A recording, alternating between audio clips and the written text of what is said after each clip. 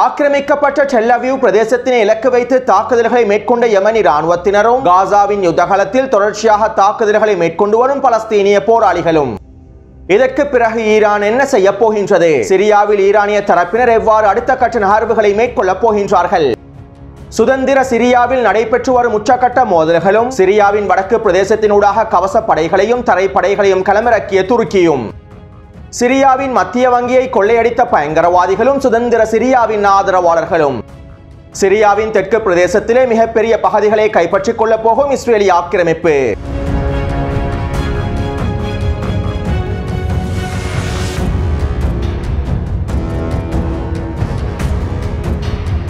மத்திய கிழக்கில் அமெரிக்காவின் இராணுவ வியூகம் தொடர்பாக அமெரிக்க இராணுவத்தின் முன்னாள் ஜெனரல் வெஸ்லி கிளார்க் அவர்கள் 2007ஆம் ஆண்டு இவ்வாறு தெரிவித்திருந்தார். நாங்கள் மத்திய கிழக்கு பிராந்தியத்தில் 5 ஆண்டுகளுக்குள் 7 நாடுகளையும் முழுமையாக சிதைத்து வெளியேற்றப் போகின்றோம். ஈராக்கிலே ஆரம்பித்து Syria, Lebanon, Sudan, Somalia, Libya மற்றும் ஈரானோடு இந்த ஆக்கிரமிப்புகள் முடிவடையும். மத்திய கிழக்கு பிராந்தியத்தில் அமெரிக்க இராணுவம் குறுகிய காலத்திற்குள்ளேயே இந்த வெற்றிலக்குகளை அடைந்து கொள்ளும் என 2007ஆம் ஆண்டே இவர் தெரிவித்திருந்தார். அதே போன்று சிரியாவின் தற்போதைய நிலைமைகள் குறித்து அமெரிக்க இராணுவத்தின் முன்னாள் அதிகாரிகளில் ஒருவரான கிராப்விங்க் அவர்கள் இவ்வாறு தெரிவித்துள்ளார். சிரியாவினுடைய அடுத்த அத்தியாயம் இரத்த குளியலாக மாறப்போகின்றது. இதைத்தான் நாங்கள் லிபியாவிலும் பார்த்தோம், இதைத்தான் நாங்கள் ஈராக்கிலும் பார்த்தோம் என அவர் குறிப்பிட்டுள்ளார். அத்தோடு நேற்றிரவு டொனால்ட் ட்ரம்பும் சிரியாவினுடைய தற்போதைய நிலைமை தொடர்பாக அறிக்கை ஒன்றினை வெளியிட்டிருந்தார். சிரியாவிலே அசாத் வீழ்த்தப்பட்டு விட்டார், அவர் அவருடைய நாட்டை விற்றே தப்பியோடி விட்டார். புட்டினின் தலைமையிலான ரஷ்யாவினாலும் அவரை பாதுகாக்க முடியவில்லை. உக்ரைன் காரணமாக ரஷ்யாவினால் சிரியாவில் ஆர்வம் காட்ட முடியவில்லை. தற்போது மத்திய கிழக்கு பிராந்தியத்தில் ரஷ்யாவும் ஈரானும் பலவீனமான நிலைமையில் இருக்கின்றார்கள். உக்ரைனுக்கு இடையிலான போர் காரணமாகவும் மோசமான பொருளாதாரத்தின் விளைவாகவும் ரஷ்யா பலவீனம் அடைந்துள்ளது. இஸ்ரேலின் தொடர்ச்சியான திட்டங்கள் மூலமாகவும் மத்திய கிழக்கு பிராந்தியத்திலே இஸ்ரேலின் அடுத்த கட்ட நகர்வுகள் மூலமாகவும் ஈரானும் பலவீனமான நிலைமைக்கு தள்ளப்பட்டுவிட்டது. இந்த நிலைமைகள் அனைத்தும் எங்களுக்கு மிகப்பெரிய சாதகமான விளைவுகளையே ஏற்படுத்த போகின்றது என டொனால்ட் ட்ரம்ப் குறித்த அறிக்கையிலே தெரிவித்துள்ளார். அதாவது மத்திய கிழக்கு பிராந்தியத்தில் ரஷ்யாவும் ஈரானும் பலவீனமாகிவிட்டது. ஜனாதிபதியாக பதவியேற்றதற்கு பிறகு இஸ்ரேல் ஆக்கிரமிப்புடன் ஒன்றிணைந்து ஒட்டுமொத்த மத்திய கிழக்கையும் முழுமையாக வீழ்த்திவிட முடியும் என்றும் ஈரானையும் முழுமையாக அழித்துவிட முடியும் என்றுமே மறைமுகமாக டொனால்ட் ட்ரம்ப் இந்த அறிக்கையிலே தெரிவித்துள்ளார். மத்திய கிழக்கு பிராந்தியத்தில் அமெரிக்க இராணுவத்தினுடைய வியூகத்திலே தற்போது எஞ்சியிருக்கக்கூடிய ஒரே ஒரு நாடு ஈரான் மாத்திரமே. இதனால் தற்போதைய சாதகமான சூழ்நிலையை பயன்படுத்தி அடுத்ததாக ஈரானை தான் குறிவைக்கப் போகின்றார்கள். அடுத்து இஸ்ரேலிய ஆக்கிரமிப்பின் முன்னாள் பாதுகாப்பு அமைச்சர் யோவ் கோலண்ட் அவர்களும் அறிக்கை ஒன்றினை வெளியிட்டுள்ளார். சிரியாவில் இவ்வளவு காலமாக நடைபெற்று வந்த அசாதினுடைய கொலைக்கார ஆட்சியானது வீழ்த்தப்பட்டிருப்பது இஸ்ரேலுக்கு ஒரு மிகப்பெரிய சிறந்த வாய்ப்பாக மாறியுள்ளது. இஸ்ரேலை சுற்றி ஈரான் கட்டமைப்பதற்கு முயன்ற நெருப்பு மண்டலத்தினை தற்போது நாங்கள் தகர்த்து விட்டோம். எங்களை சுற்றிய ஈரானினுடைய நெருப்பு மண்டலமானது தற்போது சரிவடைந்து விட்டது. 14 மாதங்களாக நடைபெற்று வரக்கூடிய இந்த போர்க்களத்தில் மீண்டும் இஸ்ரேலின் வலிமையும் மேன்மையும் மத்திய கிழக்கு பிராந்தியத்திலே உயர்த்தப்பட்டுள்ளது. 14 மாத போருக்கு பிறகு நாங்கள் ஒட்டுமொத்த மத்திய கிழக்கு பிராந்தியத்திலும் வலிமையாக மாறியுள்ளோம். சிரியாவின் வீழ்ச்சியானது ஈரானின் வலிமையை உடைத்து விட்டது. மேலும் இஸ்ரேலினுடைய வலிமையை மேலும் அதிகரித்துள்ளது என இஸ்ரேலிய ஆக்கிரமிப்பின் முன்னாள் பாதுகாப்பு அமைச்சர் தெரிவித்துள்ளார். அத்தோடு சிரியாவின் வீழ்ச்சியை தொடர்ந்து வெற்றி கொண்டாட்டங்களை மேற்கொண்ட நெட்டன்யாஹூ நேற்று மாலையே ஆக்கிரமிக்கப்பட்ட கோலன் குன்றினுடைய எல்லை பிரதேசத்திற்கு சென்று காணொலி ஒன்றினை வெளியிட்டிருந்தார். இந்த காணொலியில் நெட்டன்யாஹூ இவ்வாறு தெரிவித்திருந்தார். இன்றைய நாளானது எங்களுக்கு ஒரு வரலாற்று சிறப்புமிக்க நாளாகவே அமைந்திருக்கின்றது. சிரியாவிலே அசாதினுடைய வீழ்ச்சி இஸ்ரேலுக்கு கிடைத்திருக்கக்கூடிய மிகப்பெரிய வெற்றியாகும். இனி இஸ்ரேலுக்கு புதிய வாய்ப்புகள் திறக்கப்பட்டுள்ளன. மேலும் நாங்கள் எங்களுடைய எல்லைகளை பாதுகாப்பதற்கான அடுத்த கட்ட நகர்வுகளையும் ஆரம்பித்து விட்டோம். இதற்கமைவாக 1974ஆம் ஆண்டுக்கான தீர்மானத்தையும் நாங்கள் முறித்துக் கொள்கின்றோம் என நெட்டன்யாஹூ குறித்த காணொலியிலே தெரிவித்திருந்தார். அதாவது 1973ஆம் ஆண்டு இஸ்ரேலிய ஆக்கிரமிப்பானது சிரியாவுக்கு சொந்தமான கோலன் குன்று பிரதேசங்களை முழுமையாக கைப்பற்றிக் கொண்டது. மேலும் சிரியாவுக்கு சொந்தமான கோலன் குன்று பிரதேசங்களை இஸ்ரேலிய ஆக்கிரமிப்பு சிரியாவிடமே ஒப்படைத்து விட வேண்டும் என ஐநாவின் பாதுகாப்பு சபையில் தீர்மானங்கள் நிறைவேற்றப்பட்டிருந்தன. இருப்பினும் இஸ்ரேலிய ஆக்கிரமிப்பு ஐநாவின் இந்த தீர்மானங்களை மதிக்கவே இல்லை. மேலும் ஆக்கிரமிக்கப்பட்ட கோலன் குன்று பிரதேசத்தினை முழுமையாக தனதாக்கிக் கொண்டது. இவ்வாறு ஐநா பாதுகாப்பு சபையினுடைய தீர்மானத்தினை மதிக்காத இஸ்ரேலிய ஆக்கிரமிப்பு குறித்த தீர்மானத்தினை முறித்துக் கொள்வதாக அறிவித்துள்ளது. இதற்கமைவாக நெட்டன்யாஹூ ஆக்கிரமிக்கப்பட்ட கோலன் குன்று பிரதேசத்தின் ஊடாக சிரியாவுக்குள்ளே தரைவழி தாக்குதல்களை ஆரம்பித்துள்ளார். அசாதினுடைய ஆட்சி வீழ்த்தப்பட்டு 2 மணித்தியாலங்களுக்குள்ளேயே இஸ்ரேலிய ஆக்கிரமிப்பு சிரியாவின் தென்மேற்கு பிரதேசத்தினூடாக தரைவழி தாக்குதல்களை ஆரம்பித்து விட்டது. அது மட்டுமல்லாமல் இஸ்ரேலிய ஆக்கிரமிப்பு ராணுவம் சிரியா முழுவதும் உச்சக்கட்ட வான்வழி தாக்குதல்களை மேற்கொண்டு வருகின்றது. சிரியாவினுடைய தலைநகரான டமஸ்கஸ் பிரதேசத்திலும் ஹோம்ஸ் மற்றும் ஹமா பிரதேசங்களிலும் சிரியாவின் தென்மேற்கு பிரதேசங்களிலும் உச்சக்கட்ட வான்வழி தாக்குதல்களை மேற்கொண்டு வருகின்றது. சிரியாவின் மிக முக்கியமான அரசு அலுவலகங்களை இலக்கு வைத்தும் வான்வழி தாக்குதல்கள் மேற்கொள்ளப்பட்டுள்ளன. அதேபோன்று அல்மேசா விமான நிலையத்தினை இஸ்ரேலிய ஆக்கிரமிப்பு முழுமையாக தரைமட்டமாக்கியுள்ளது. மேலும் சிரியாவின் டமஸ்கஸ் பிரதேசத்திலும் தெற்கு பிரதேசங்களிலும் வடக்கு பிரதேசங்களிலும் இருக்கக்கூடிய ஒட்டுமொத்த இராணுவ தளங்களையும் இஸ்ரேலிய ஆக்கிரமிப்பு இராணுவம் முழுமையாக தரைமட்டமாக்கியுள்ளது. அதேபோன்று தென்மேற்கு சிரியாவின் மிக முக்கியமான பிரதேசங்களான தாரா மற்றும் சுவைதா பிரதேசங்களை இலக்கு வைத்து உச்ச வான்வழி தாக்குதல்களை மேற்கொண்டு வருகின்றது. குறித்த பிரதேசத்தில் இருக்கக்கூடிய குடியிருப்பு கட்டிடங்களை இலக்கு வைத்தும் தாக்குதல்கள் மேற்கொள்ளப்பட்டுள்ளன. குறித்த வரைபடத்தில் இலக்கம் 15 காண்பிக்கப்பட்டிருக்கக்கூடிய பிரதேசம் தாரா பிரதேசமாகும். இலக்கம் 16 காண்பிக்கப்பட்டிருக்கக்கூடிய பிரதேசம் சுவைதா பிரதேசமாகும். தற்போது குறித்த பிரதேசத்தில் இருக்கக்கூடிய சிறிய மக்களை முழுமையாக வெளியேறுமாறுமே இஸ்ரேலிய ஆக்கிரமிப்பு வான்வழி தாக்குதல்களை மேற்கொண்டு வருகின்றது. அதாவது இஸ்ரேலிய ஆக்கிரமிப்பு ராணுவம் கோலன் குன்று பிரதேசத்தினூடாக 3 கட்டங்களாக தரைவழி தாக்குதல்களை மேற்கொள்ள போகின்றது. குறித்த வரைபடத்தில் இஸ்ரேலிய ஆக்கிரமிப்பு ராணுவத்தின் 3 கட்ட திட்டங்களையும் உங்களுக்கு தெளிவாக அவதானிக்கலாம். முதலாவது கட்ட தரைவழி தாக்குதல்களை மேற்கொண்டு சிரியாவின் மிக முக்கியமான பிரதேசங்களை கைப்பற்றியதற்கு பிறகு, இரண்டாவது கட்ட தரைவழி தாக்குதல்களை மேற்கொண்டு தாரா மற்றும் சுவைதா பிரதேசங்களையும் கைப்பற்றியதற்கு பிறகு, மேலதிகமாக இருக்கக்கூடிய பிரதேசங்களையும் கைப்பற்றி மூன்றாம் கட்ட தாக்குதல்களில் ஒரு இடையக மண்டலம் ஒன்றினை பஃபர் ஜோன் பிரதேசம் ஒன்றினை இஸ்ரேலிய ஆக்கிரமிப்பு அமைக்கப் போகின்றது. கடந்த 40 மணித்தியாலங்களுக்குள் இஸ்ரேலிய ஆக்கிரமிப்பு மேற்கொண்ட தரைவழி தாக்குதல்களில் தென்மேற்கு சிரியாவினுடைய மிக முக்கியமான பிரதேசங்களான குனைச்சா, ஹாதர், மவுண்ட் ஹெர்மோன் பிரதேசங்களை இஸ்ரேலிய ஆக்கிரமிப்பு முழுமையாக கைப்பற்றிக் கொண்டுள்ளது. கடந்த 40 மணித்தியாலங்களுக்குள் இஸ்ரேலிய ஆக்கிரமிப்பு தென்மேற்கு சிரியாவிலே கைப்பற்றியிருக்கக்கூடிய பிரதேசங்களை குறித்த வரைபடத்தில் உங்களுக்கு தெளிவாக அவதானிக்கலாம். எனவே இஸ்ரேலிய ஆக்கிரமிப்பு ராணுவம் முதலாம் கட்ட தரைவழி தாக்குதல்களையும் வெற்றிகரமாக மேற்கொண்டு, இரண்டாம் கட்ட தரைவழி தாக்குதல்களையும் வெற்றிகரமாக மேற்கொண்டு பஃபர் ஜோன் பிரதேசம் ஒன்றினை இடையக மண்டலம் ஒன்றினை அமைக்குமாக இருந்தால் அதற்கு பிறகு சிரியாவுடைய வரைபடம் இவ்வாறு தான் அமைந்திருக்கும். குறித்த வரைபடத்திற்கு அமைவாக இஸ்ரேலிய ஆக்கிரமிப்பு ராணுவம் சிரியாவின் தலைநகரான டமஸ்கஸ் பிரதேசத்திலிருந்து 25 கிலோமீட்டர் தொலைவிலேயே நிலை கொண்டிருக்கும். இதனை இன்னுமொரு விதத்தில் குறிப்பிடுவதாக இருந்தால் நெட்டன்யாஹூ கிரேட் இஸ்ரேல் திட்டத்தினை வெற்றிகரமாக ஆரம்பித்துள்ளார். நேற்றைய காணொளியிலும் கிரேட் இஸ்ரேல் திட்டம் தொடர்பாக நான் சில முக்கியமான விடயங்களை குறிப்பிட்டிருந்தேன். இதற்கு பிறகு இஸ்ரேலிய ஆக்கிரமிப்பும் அமெரிக்காவும் சிரியாவினை முழுமையாக இலகுவாக கைப்பற்றிக் கொள்வார்கள் என தெளிவாக குறிப்பிட்டிருந்தேன். எனவே தற்போது இஸ்ரேலிய ஆக்கிரமிப்பு தென்மேற்கு சிரியாவினுடைய மிக முக்கியமான பிரதேசங்களை கைப்பற்றிக் கொண்டிருப்பதும் தரைவழி தாக்குதல்களை ஆரம்பித்திருப்பதும் இஸ்ரேலிய ஆக்கிரமிப்பின் கிரேட் இஸ்ரேல் திட்டத்தினையே பிரதிபலிக்கின்றது. எஸ்டிஎஸ் பயங்கரவாதிகள் சிரியாவை கைப்பற்றுவதற்கு முன்பு, டமஸ்கஸை முழுமையாக கைப்பற்றிக் கொள்வதற்கு முன்பு இஸ்ரேலிய ஆக்கிரமிப்பு ஊடகங்களுக்கு நேர்காணல்களை வழங்கியிருந்தார்கள். இஸ்ரேலியர்கள் எங்களுக்கு நண்பர்களாகவே இருக்கின்றார்கள். நாங்கள் இஸ்ரேலியர்களுடன் சகோதரர்களாகவே இருக்க விரும்புகின்றோம். ஈரானையும் ஹிஸ்புல்லாவையும் அசாதையும் தவிர இந்த பிராந்தியத்தில் எங்களுக்கு யாருமே எதிரிகள் அல்ல. மேலும் இஸ்ரேல் எங்களுக்கு முழுமையான ஆதரவினையும் வழங்கும் என்றும் நாங்கள் எதிர்பார்க்கின்றோம் என எஸ்டிஎஸ் பயங்கரவாதிகளுடைய தளபதிகள் இஸ்ரேலிய ஆக்கிரமிப்பு ஊடகங்களுக்கு நேர்காணல்களை வழங்கியிருந்தார்கள். இவை தொடர்பான ஆதாரங்களை நான் டெலிகிராம் சேனலில் ஏற்கனவே பதிவிட்டிருந்தேன். மேலும் சர்வதேச ஊடகங்களிலும் இவை தொடர்பான செய்திகள் வெளியிடப்பட்டுள்ளன. எனவே இஸ்ரேலிய ஆக்கிரமிப்புக்கு நண்பர்களாகவும் சகோதரர்களாகவும் இருக்க விரும்பிய எஸ்டிஎஸ் பயங்கரவாதிகளுக்கு நெட்டன்யாஹூ ஒரு பரிசொன்றினை வழங்கியுள்ளார். சிரியா மீது தரைவழி தாக்குதல்களை மேற்கொண்டு பரிசொன்றினை வழங்கியுள்ளார். அது மட்டுமல்லாமல் எஸ்டிஎஸ் பயங்கரவாதிகளும் நெட்டன்யாஹூவின் இந்த பரிசை ஏற்றுக்கொண்டுள்ளார்கள். இஸ்ரேலிய ஆக்கிரமிப்பு சிரியாவுக்குள்ளே தரைவழி தாக்குதல்களை ஆரம்பித்துள்ளது. தொடர்ச்சியாக வான்வழி தாக்குதல்களை மேற்கொண்டு வருகின்றது. இவை தொடர்பாக உங்களுடைய நிலைப்பாடு எவ்வாறு அமைந்திருக்கும் என ஊடகங்கள் எஸ்டிஎஸ் பயங்கரவாதிகளின் தலைமைகளிடத்தில் கேள்விகளை எழுப்பியிருந்தன.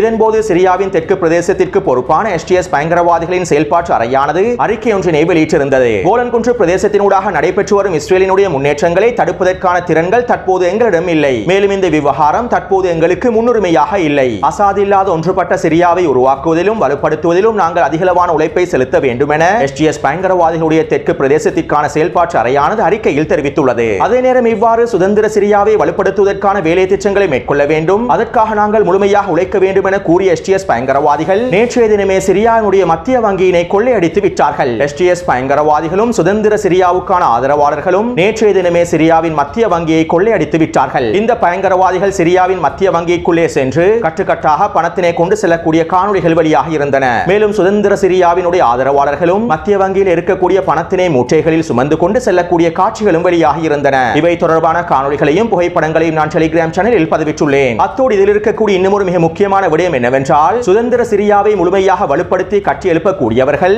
ஏன் சிரிய மக்களுடைய பணத்தினை கொள்ளையடிக்க வேண்டும் என்பதே. சிரியாவின் மத்திய வங்கியில் இருக்கக்கூடிய பணமானது அசாதின் பணம் அல்ல, சிரிய மக்களுடைய பணமாகும். எனவே இவ்வாறு மத்திய வங்கியில் இருக்கக்கூடிய சிரிய மக்களுக்கு சொந்தமான பணத்தினை கொள்ளையடித்துவிட்டு சுதந்திர சிரியாவிலே மக்களுடைய பொருளாதாரத்தினை எவ்வாறு உருவாக்கப் போகின்றார்கள், வலுப்படுத்தப் போகின்றார்கள் என எனக்கு உண்மையிலேயே புரியவில்லை. உங்களுக்கு இதற்கான பதில் தெரியுமானால் அவற்றினை கீழே பதிவிடுங்கள்.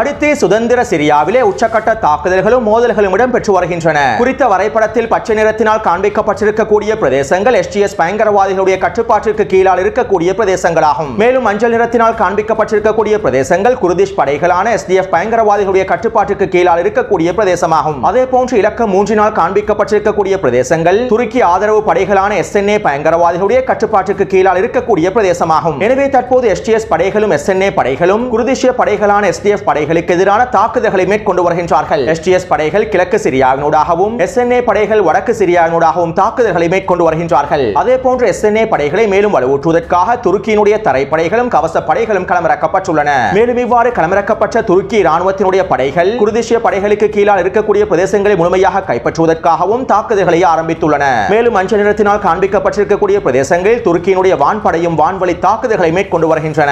ஏற்கனவே துருக்கிக்கும் குர்திஷ் படைகளுக்கும் இடையில் முருகல் நிலை காணப்படுகின்றது. இதனால் சிரியாவின் யுத்தகாலத்தில் குர்திஷ் படைகளான SDF படைகளும் பின்வாங்க மாட்டார்கள். இதற்கமைவாகவே நேற்றிரவிலிருந்து குறித்த பிரதேசங்களிலே உச்சக்கட்ட மோதல்கள் இடம்பெற்று வருகின்றன. அத்தோடு சிரியாவின் வடகிழக்கு பிரதேசமான டேரசோர் பிரதேசத்திலே அமெரிக்காவுக்கு சொந்தமான பல எண்ணெய் கிணறுகள் காணப்படுகின்றன. இந்த எண்ணெய் கிணறுகளை ஒரு பொழுதும் அமெரிக்கா யாருக்குமே விட்டுக் கொடுக்காது. அதே நேரம் தற்போது சிரியாவுடைய பொருளாதாரம் முழுமையாக வீழ்ச்சி அடைந்து விட்டது. சிரியாவை மீண்டும் பொருளாதார ரீதியில் வளப்படுத்த வேண்டுமாக இருந்தால் அதற்கு இருக்கக்கூடிய ஒரே ஒரு வழி சிரியாவில் இருக்கக்கூடிய எண்ணெய் வளமாகும். சிரியாவின் வடகிழக்கு பிரதேசத்திலே அமெரிக்காவுடைய கட்டுப்பாட்டிற்கு கீழால் இருக்கக்கூடிய இந்த எண்ணெய் வளத்தினை பயன்படுத்தி மாத்திரம்தான் சிரியாவின் பொருளாதாரத்தினை ஓரளவாவது கட்டி எழுப்பலாம். அதே போன்று துருக்கியும் பொருளாதார நெருக்கடிகளுக்குள்ளே சிக்கிக் கொண்டுள்ளது. துருக்கியினுடைய இந்த பொருளாதார நெருக்கடிகளுக்கு மத்தியில் சிரியாவின் பொருளாதாரத்தை வளப்படுத்துவதற்கான முழுமையான ஆதரவையும் வழங்க முடியாது. இப்படியான நிலைமையில் சிரியா மீது விதிக்கப்பட்டிருக்கக்கூடிய தடைகளை நீக்குமாறு அரபு லீக்கானது சர்வதேசத்திடமும் அமெரிக்காவிடமும் கோரிக்கை விடுத்துள்ளது. இருப்பினும் சர்வதேச நிறுவனங்களும் சர்வதேச நாடுகளும் அமெரிக்காவும் சிரியா மீதான தடைகளை நீக்குவதற்கான வாய்ப்புகள் குறைவாகவே இருக்கின்றன. ஒருவேளை சிரியா மீதான தடைகளை அவர்கள் முழுமையாக நீக்காமலும் விட்டுவிடலாம். அத்தோடு நீங்கள் சுதந்திர சிரியாவை தான் விரும்பினீர்கள். சிரியாவில் உள்ள மக்கள் சுதந்திரத்தினை அனுபவிக்க வேண்டும் என்று விரும்பினீர்கள். அதனால் தான் சுதந்திர சிரியாவுக்கான முழுமையான ஆதரவை நாங்கள் மறைமுகமாக வழங்கினோம். ஆனால் நீங்கள் ஒரு பொழுதும் சுதந்திர சிரியாவில் இருக்கக்கூடிய எண்ணெய் வளத்தினை கேட்கவில்லை என அமெரிக்கா இலகுவாக பதில்களை வழங்கிவிடும். எனவே சிரியாவினுடைய உள்நாட்டு போரினுடைய இரண்டாவது அத்தியாயம் இவ்வாறு தான் ஆரம்பிக்கப்பட போகின்றது. தற்போது SGS படைகளும் துருக்கி ஆதரவு படைகளான SNA படைகளும் குர்திஷ் படைகளான SDF படைகளும் ஒன்றுக்கொன்று மோதிக்கொள்கின்றன. 3 பயங்கரவாத படைகளும் ஒருவருக்கொருவர் மோதிக்கொள்கின்றார்கள். இந்த மோதலில் ஒரு பயங்கரவாத படை தோற்கடிக்கப்படும். 2 பயங்கரவாத படைகள் வெற்றி பெறுவார்கள். இதற்கு பிறகு வெற்றி பெற்ற 2 பயங்கரவாத படைகளும் அவர்களுக்குள்ளே மோதிக்கொள்வார்கள். இந்த சந்தர்ப்பத்திலே கிழக்கு சிரியாவில் இருக்கக்கூடிய எண்ணெய் வளத்தினை எங்களுக்கு தாருங்கள் என SGS படைகளும் SNA படைகளும் அமெரிக்காவிடம் கேட்டால் அமெரிக்கா இவர்களுக்கு எதிராக இன்னும் ஒரு படையொன்றையும் உருவாக்கிவிடும். எனவே சுதந்திர சிரியாவின் உள்நாட்டு போரினுடைய இரண்டாவது அத்தியாயத்தில் அமெரிக்கா ஒரு புறம் எல்லா விதமான நன்மைகளையும் அடைந்து கொள்ளும். இன்னும் ஒரு புறம் இஸ்ரேலிய ஆக்கிரமிப்பு கிரேட் இஸ்ரேல் திட்டத்தின் மூலமாக எல்லா விதமான நன்மைகளையும் அடைந்து கொள்ளும். எனவே தற்போதைய சிரியாவின் களமானது இதனை நோக்கித்தான் நகர்ந்து கொண்டிருக்கின்றது என்பதனை நீங்கள் தெளிவாக புரிந்து கொள்ளுங்கள்.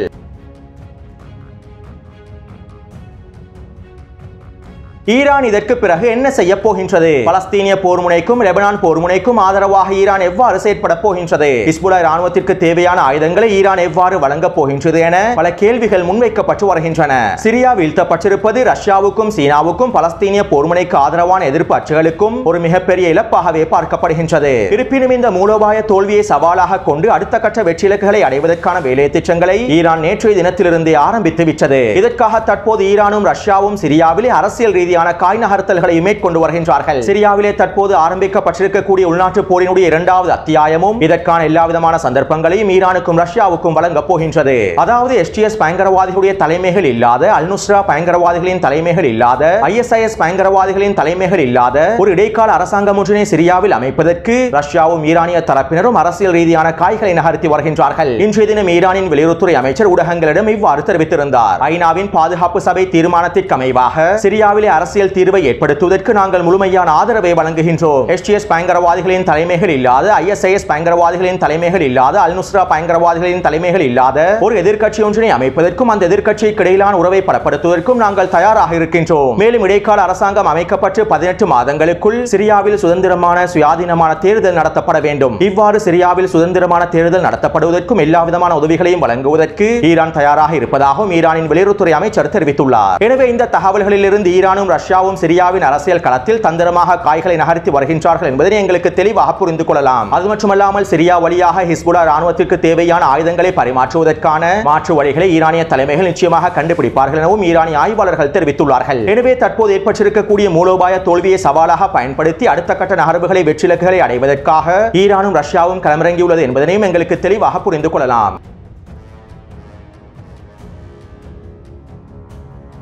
சிரியாவுக்கு அடுத்ததாக அமெரிக்காவும் இஸ்ரேலி ஆக்கிரமிப்பும் யெமனையே இலக்கு வைத்துள்ளார்கள். நேற்றிரவு நடைபெற்ற இஸ்ரேலி ஆக்கிரமிப்பின் போர் அமைச்சரவை கூட்டத்தில் யெமனுக்குள்ளே உச்சக்கட்ட வான்வழி தாக்குதல்களை மேற்கொள்வது தொடர்பாக மிக முக்கியமான கலந்துரையாடல்கள் மேற்கொள்ளப்பட்டிருப்பதாகவும் இஸ்ரேலி ஆக்கிரமிப்பு ஊடகங்கள் செய்திகளை வெளியிட்டுள்ளன.